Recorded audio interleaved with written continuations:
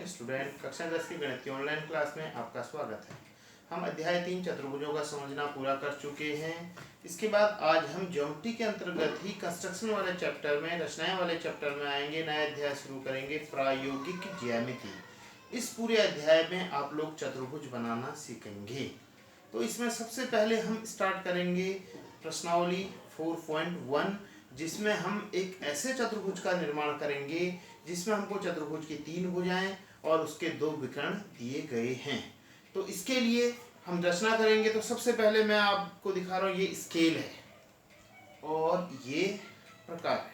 ये बहुत महत्वपूर्ण टूल्स हैं। प्रकार है कंपास और ये स्केल, ये बहुत महत्वपूर्ण टूल है। बिना इसके आप कंस्ट्रक्शन नहीं कर पाओगे। और ये आपका चांदा है। 3 चीजें हमारी बहुत मेन है जो हमारे लिए जरूरी हैं।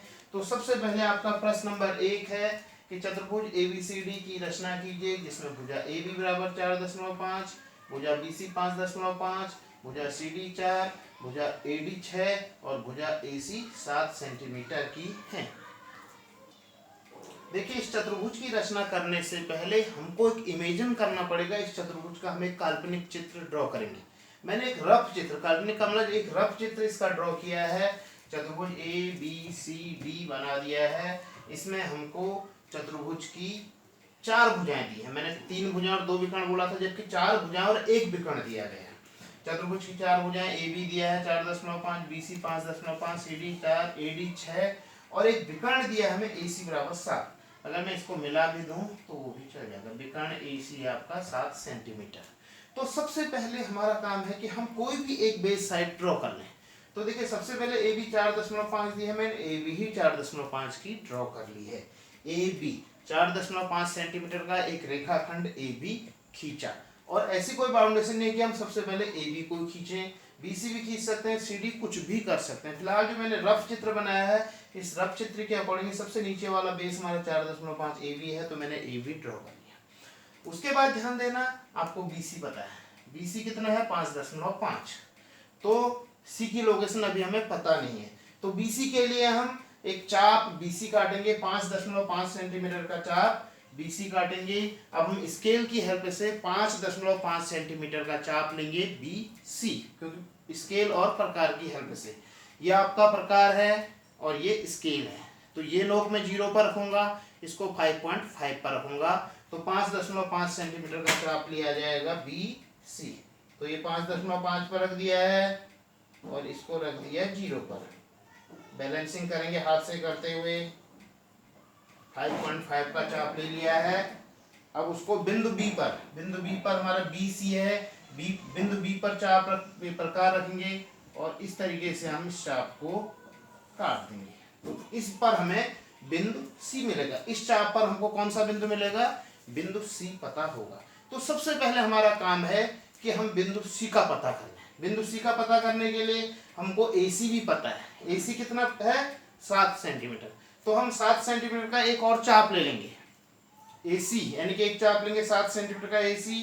उसको बिंदु A पर प्रकार की नोक रखते हुए काटेंगे और इस चाप के साथ जिस बिंदु पर कटेगा वो आपका बिंदु C हो जाएगा।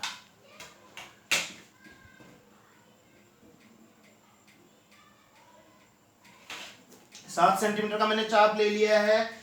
AC है तो A पर रखा, A से इस चाप को कट कर दिया। देखिए, आप देखिए उस चाप को कट कर, अगर आपका कट नहीं भी कर रहा होगा तो इसका मतलब इस चाप को आपको इधर को बढ़ाने की जरूरत है। आप ऐसा मैनेज कर सकते हो। उसके बाद देखिए, ये जहां पर दोनों चाप जिस बिंदु पर कट रहे हैं, ये हो गया आपका बिंदु C। बिंदु C की हमको लोकेशन पता चल गई। तो हम B से C को मिला देंगे। बिंदु B हमें पता है, बिंदु C पता है, B से C को मिला दिया। और चाहो तो आप A से C को भी मिला सकते हो। अगर आप A से C को नहीं भी मिला तो चल जाता है, क्योंकि आपको चतुर्भुज चाहिए, लेकिन मिला देना है। अकॉर्डिंग टू क्वेश्चन हमें पता है तो हम AC को भी मिला सकते हैं। तो अभी हमें चतुर्भुज पूरा नहीं मिला है, आधा ही पार्ट हमारा बना है। इसके बाद ध्यान देना, हमें CD पता है 4 सेंटीमीटर। तो बिंदु C को केंद्र मानकर हम 4 सेंटीमीटर का चाप काटेंगे। यहाँ से ना C से 4 सेंटीमीटर का चाप काटेंगे इधर को। तो 4 सेंटीमीटर का चाप मैं ले रहा हूँ प्रकार और पेन स्केल की हेल्प से।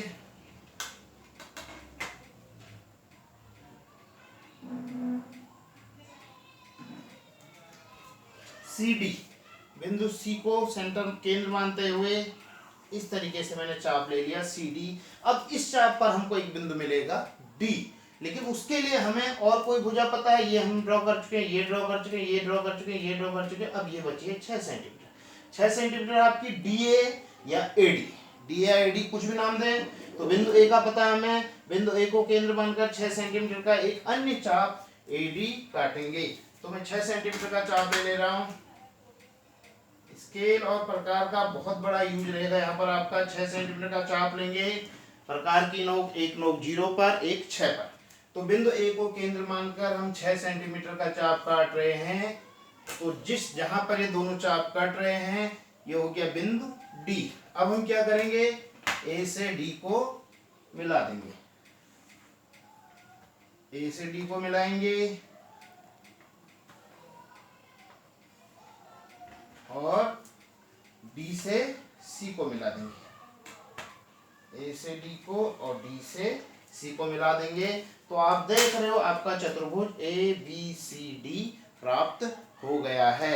अब इस चतुर्भुज के साथ साथ हमें क्या करने होते हैं, इस चतुर्भुज के रचना के पद भी लिखने होते हैं।